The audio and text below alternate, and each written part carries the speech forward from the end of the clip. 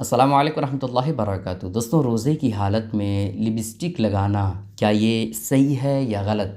क्या रोज़े की हालत में अगर कोई लिपस्टिक लगाता है तो क्या उसकी वजह से रोज़ा टूट जाएगा? इन बातों की हकीकत क्या है, आज मैं आपके सामने इसी के ताल्लुक़ से बताने वाला हूँ। बस आपसे गुज़ारिश है कि वीडियो को आप आखिर तक देखिएगा। वीडियो अगर आपको पसंद आती है, लाइक करने के साथ साथ चैनल को ज़रूर सब्सक्राइब कर लीजिएगा।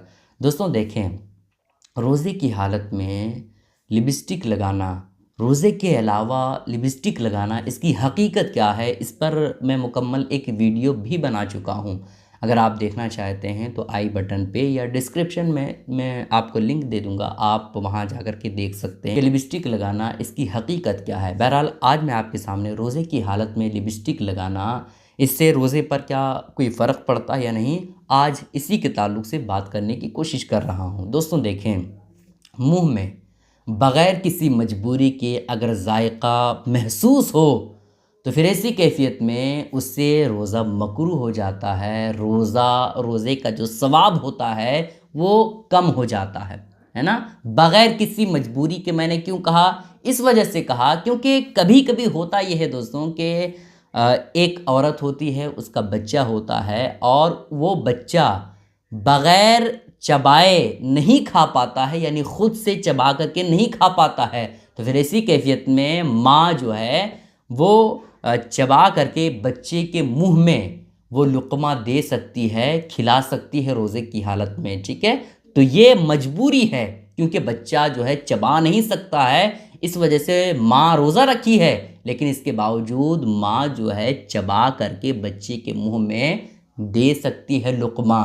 समझ रहे? तो ये मजबूरी हो गई। मजबूरी की हालत में अगर कोई ऐसा करता है तो इससे रोज़ा मकरूह नहीं होता है, ना ही रोज़े के सवाब में कमी होगा। लेकिन बग़ैर किसी मजबूरी के मुँह में जायका महसूस हो तो उससे हमारा रोज़ा मकरूह हो जाता है, रोज़े के सवाब में कमी का बाइस हो जाता है।